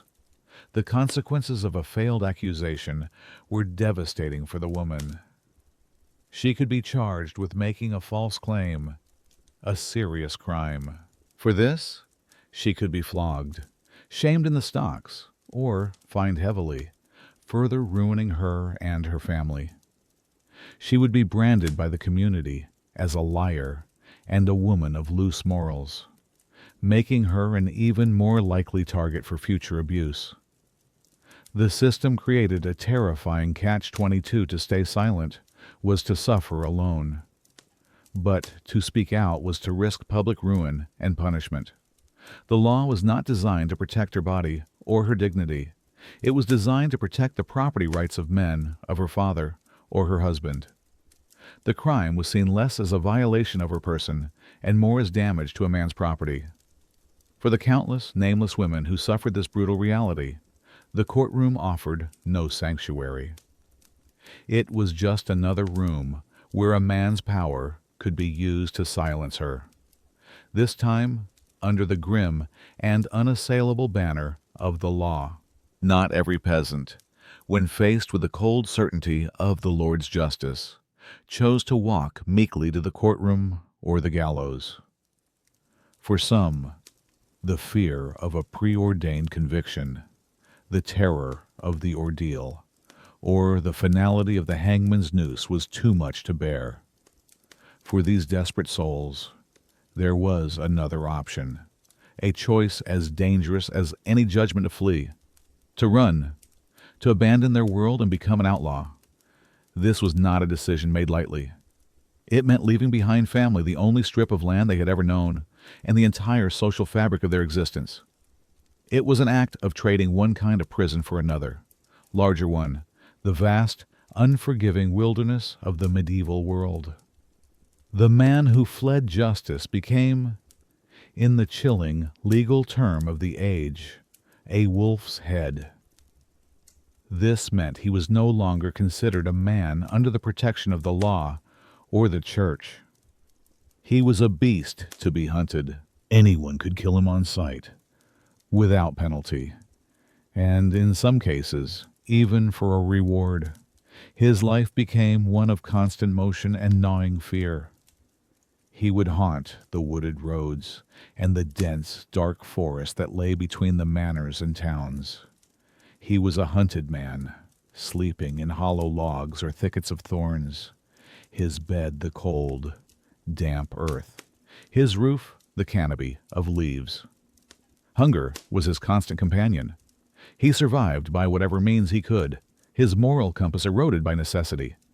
He would learn to set snares for rabbits, to fish with his bare hands, and to poach the Lord's deer under the cloak of a moonless night, knowing that the penalty for doing so was the very death he had fled. He was cut off from all legitimate society. He could not enter a village to buy bread or trade for goods, for his face might be known, or his desperate, haunted look might give him away. He was a ghost, flitting through the margins of the world he once belonged to. Often, these outlaws would band together, finding a grim solidarity in their shared damnation. These were not the merry men of romantic ballads. They were desperate, dangerous gangs of runaway serfs, disgraced soldiers, and escaped criminals. Their Robin Hood complex was rare.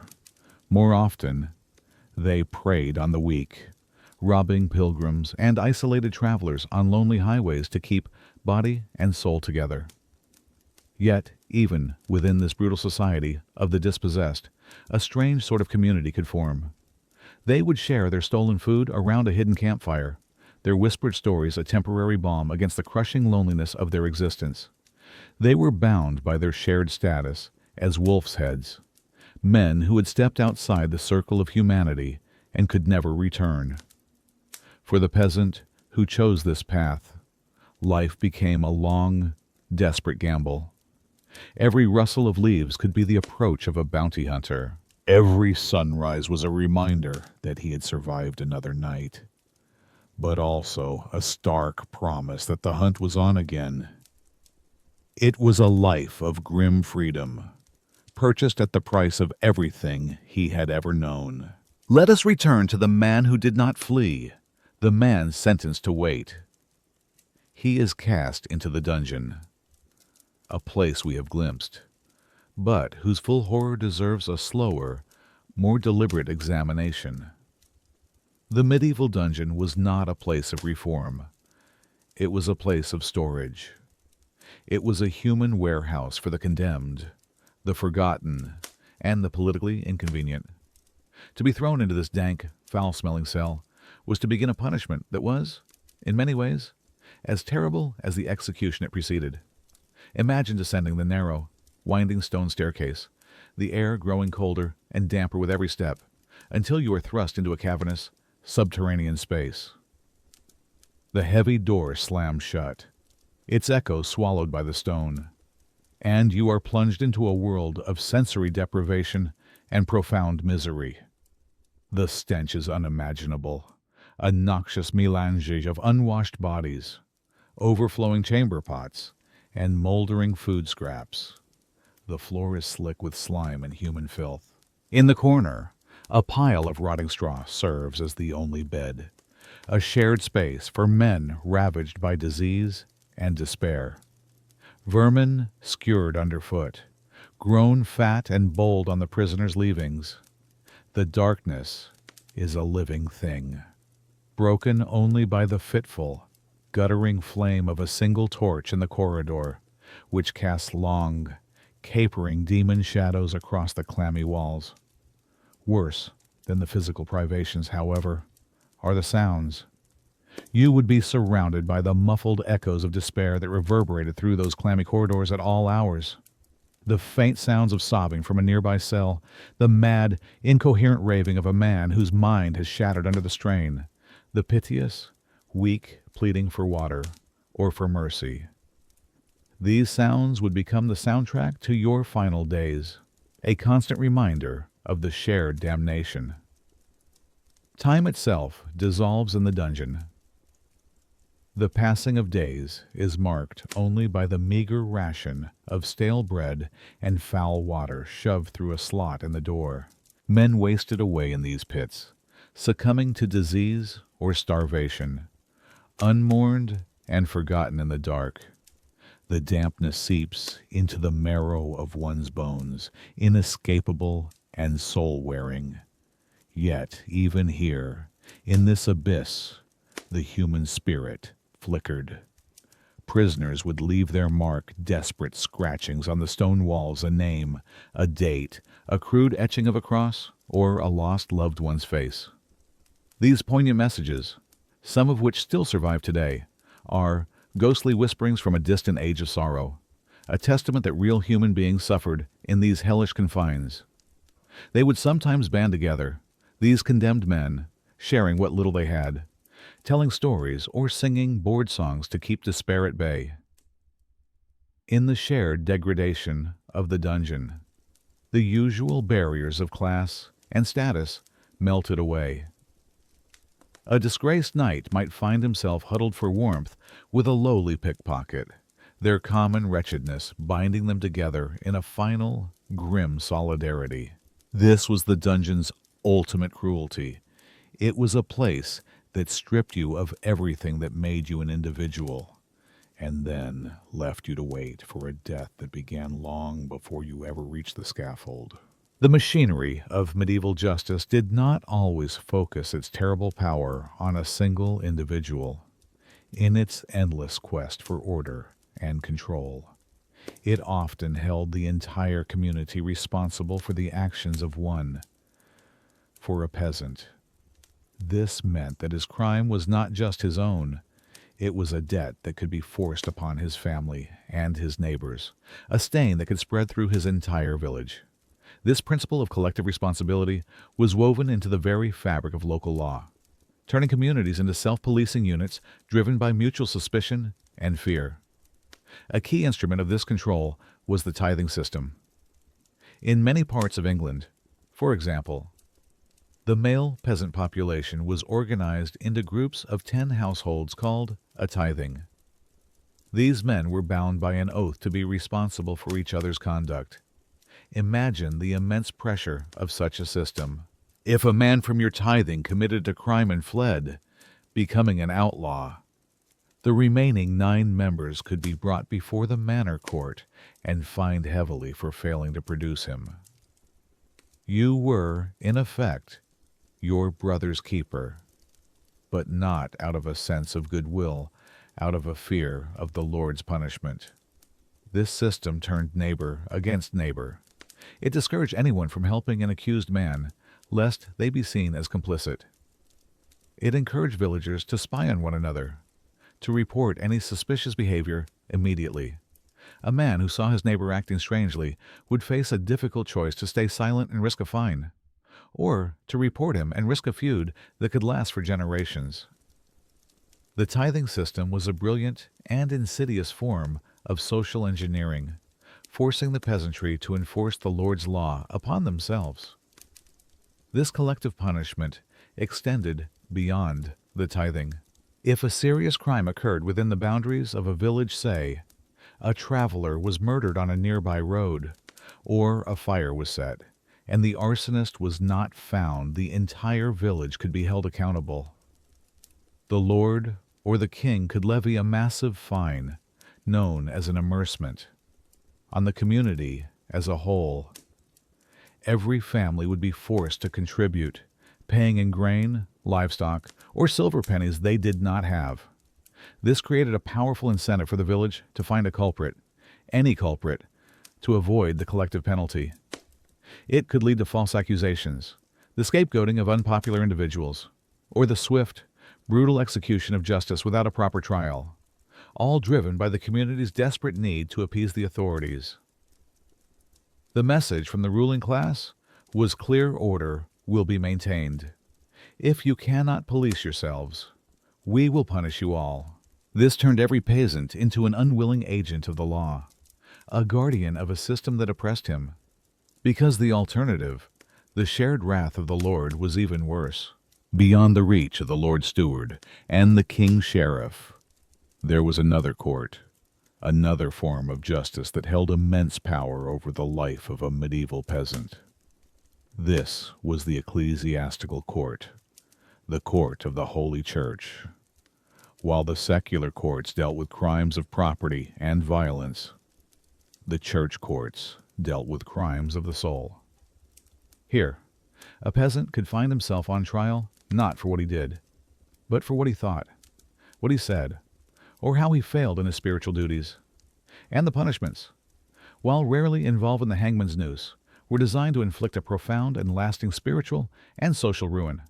The range of offenses was vast. A peasant could be summoned for blasphemy, for uttering a curse against God or a saint in a moment of frustration. He could be tried for heresy if he voiced doubts about a point of doctrine, or was suspected of following an unapproved preacher.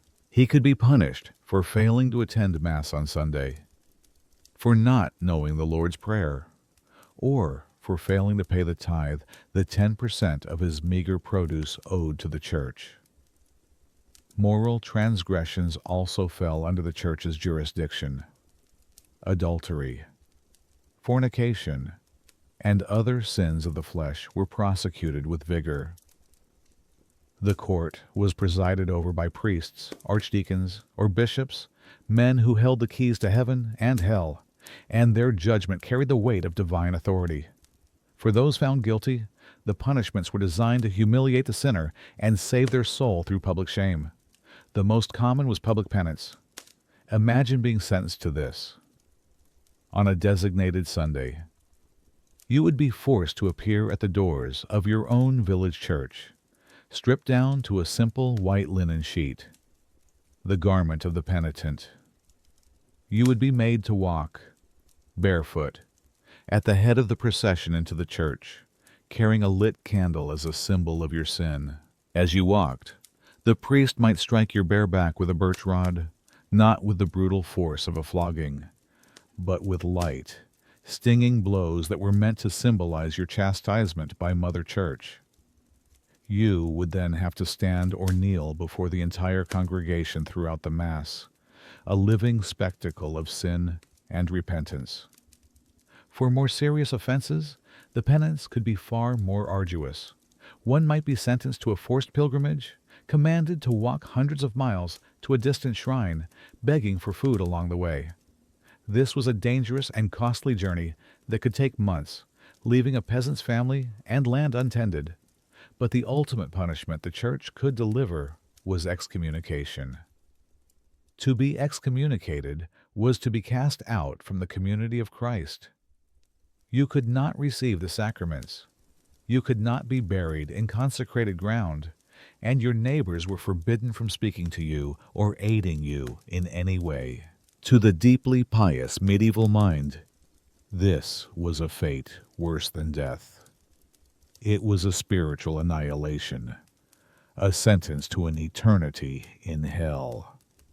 This was the Church's justice, a system that wielded the terror of everlasting damnation as its ultimate weapon. In the catalogue of medieval justice, perhaps no practice highlights the chasm between the classes more starkly than trial by combat. It was a method of resolving a dispute where the outcome was decided not by oaths or ordeals, but by a formal, violent duel. The logic was similar to the ordeal. It was believed that God would grant victory to the party who was in the right. However, this was overwhelmingly a privilege of the nobility. Knights and lords might settle disputes over land or honor through a wager of battle. For a peasant, however, trial by combat was not a right, but a terrifying possibility, a lethal game in which the rules were written by and for his social superiors. A peasant would almost never have the right to demand combat, but he could be forced into it. If a person of a higher social rank, a freeman, a squire, or a knight accused a peasant of a serious crime, the accuser could, in some legal systems, demand that the matter be settled by combat. The peasant had no right to refuse. He, a man whose life was spent with a plow, not a sword, would be forced to face a trained warrior in a fight to the death. The absurdity of the matchup was the entire point. It was less a search for divine truth and more a brutal, theatrical demonstration of the class system. The nobleman would arrive at the designated field clad in leather or even chainmail, armed with a sword and shield. The peasant would be given a crude, agricultural weapon, a heavy staff, a cudgel, or perhaps a shield made of simple wood and leather. Imagine the scene, a roped-off field, with the lord and other nobles watching as if it were a sport. On one side stands a trained man-at-arms, confident and ready. On the other stands the peasant, terrified, untrained, and armed with little more than a farmer's tool. The fight would be short and brutal. The peasant's only hope was a lucky, desperate blow. More often than not, he would be quickly and efficiently dispatched, his death serving as proof of his guilt in the eyes of God and the court. His loss confirmed the accusation, and his family was left not only grieving but disgraced. In some cases, the concept of a champion existed, where one could hire a professional fighter to take their place in the duel. This, however, was a luxury far beyond the reach of any peasant. A nobleman might hire a champion, but a peasant had to fight for himself. The entire institution was a reflection of the martial culture of the aristocracy. It was a form of justice that celebrated strength, military skill, and the idea that might, quite literally, makes right.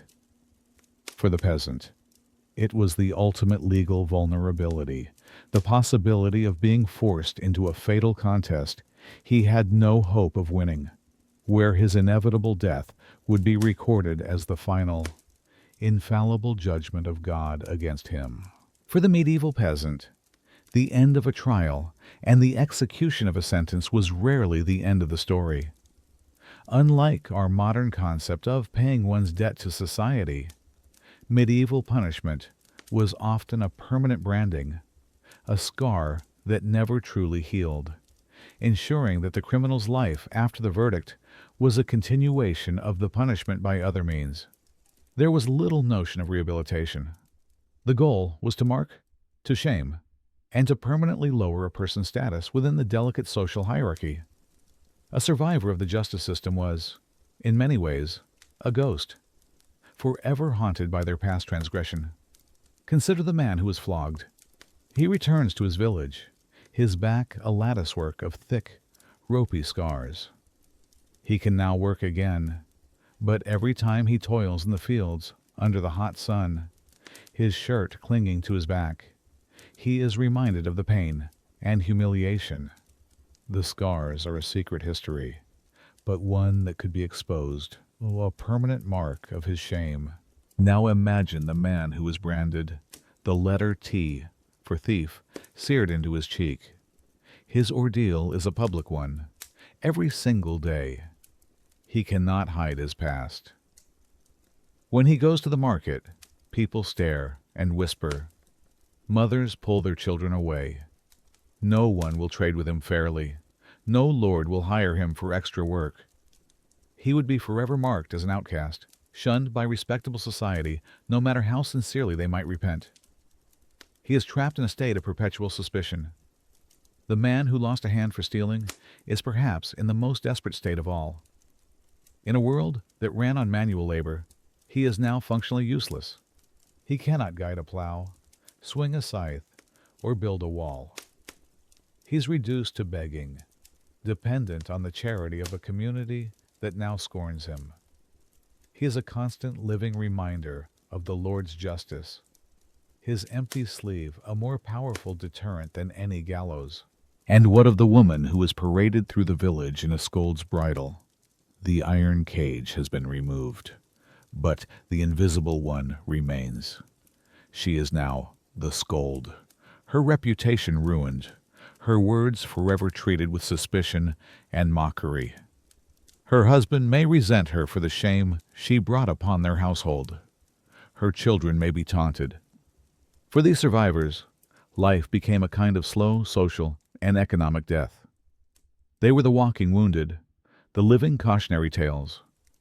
Their punishments had served their purpose, not just by inflicting pain, but by ensuring they, and their families would forever occupy the lowest rungs of the social ladder.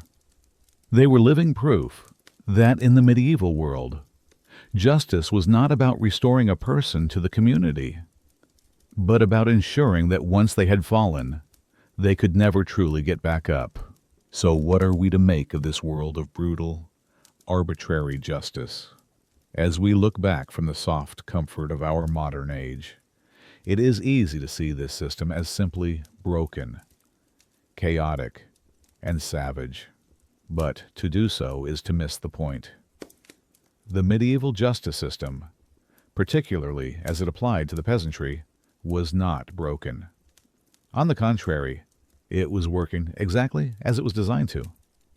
Its primary purpose was not to find objective truth or to ensure fairness for the individual. Its purpose was to maintain control. In a world where a tiny, literate, and heavily armed elite ruled over a vast, impoverished, and restless peasant population, justice was not a philosophy. It was a tool.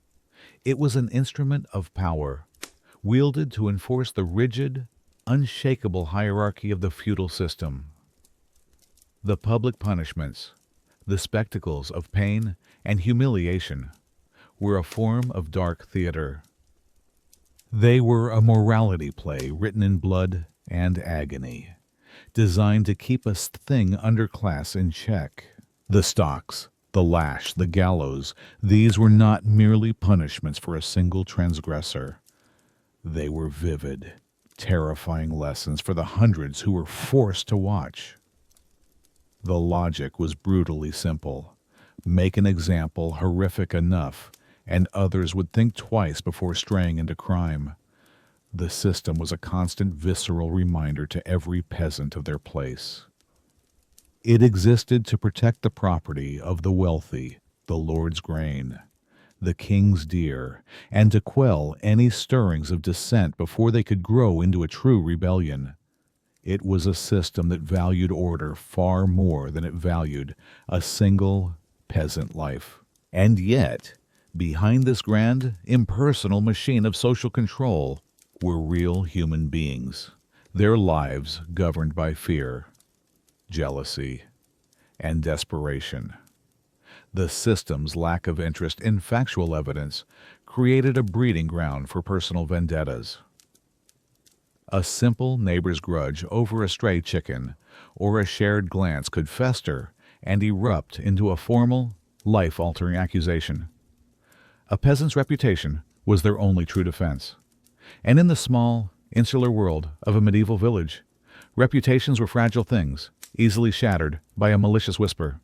This created an atmosphere of constant, low-level anxiety. Every action, every word had to be weighed. Offending the wrong person, or simply being disliked, could be as dangerous as committing a real crime. For the peasant caught in the system, the experience was one of utter powerlessness. Imagine the psychological toll of knowing your fate rests not on your innocence, but on the mood of a steward, the outcome of a superstitious ritual, or the willingness of your terrified neighbors to speak for you. The source documents tell tales of men pushed to the brink by a world that offered them precious little mercy. This was a world that could drive a man to steal out of sheer desperation to feed his starving family, only to then brand him a monster for the act. The despair in the dungeon, the terror before the ordeal, the hollow shame of the public punishment, this was the true texture of medieval justice for the common person. It was a system that broke the spirit long before it broke the body. Perhaps the most unforgiving truth of the medieval legal system was that it was not blind. On the contrary, it was acutely aware of social status, and it treated people accordingly. The idea that all are equal before the law was a concept so alien it would have been incomprehensible. The law was a respecter of persons, and a person's worth was tied directly to their rank and wealth. Those with wealth or status could often negotiate for lighter sentences or wriggle out of consequences altogether. The poor, however, people like our Thomas, enjoyed no such privilege. A nobleman who killed another man in a duel might be required to pay a fine or seek a royal pardon. A peasant who killed another in a tavern brawl would be summarily hanged. A lord who forced himself upon a servant girl would face, at most, a private reprimand from a priest. A peasant girl who dared to accuse him would likely be flogged for slander. A bishop could run a brothel from his monastery and face only internal sanctions, while a poor woman selling her body to survive would be branded or whipped through the streets. Even the methods of execution were stratified by class. A noble traitor was often granted the mercy of a swift beheading with a sword. A common traitor was subjected to the prolonged, agonizing ritual of being hanged, drawn, and quartered. This was not a flaw in the system. It was its central feature. The law existed to reinforce the divine and natural order of things the rich ruled, the poor served, and justice was simply one more tool to ensure that this hierarchy remained forever undisturbed. It is tempting to look upon this grim tapestry of cruelty and despair and see only darkness. And yet, this brutal system was not entirely static. Over centuries, slowly, painfully, and almost imperceptibly at first, the seeds of a new kind of justice began to grow. The very excesses of the system sometimes created a backlash. The ordeal, for example, eventually fell out of favor with the church itself, which began to question whether it was right to demand a miracle from God on a daily basis. By the 13th century, it was largely replaced by trial by jury, a jury that, over time, would evolve from a panel of witnesses to a decider of fact. Historic moments like the signing of the Magna Carta in 1215, while initially intended to protect the rights of barons against the king, planted a revolutionary idea into the soil of law that no ruler's power is absolute, and that even a king is subject to the law of the land. It would take many more centuries for these protections to trickle down to the common person. But the principle had been established. The journey from a system based on divine intervention and the whims of the powerful to one based on evidence and the rights of the individual was a long and arduous one. The hard-won security and civility of our modern age was built upon the foundation of this brutal past.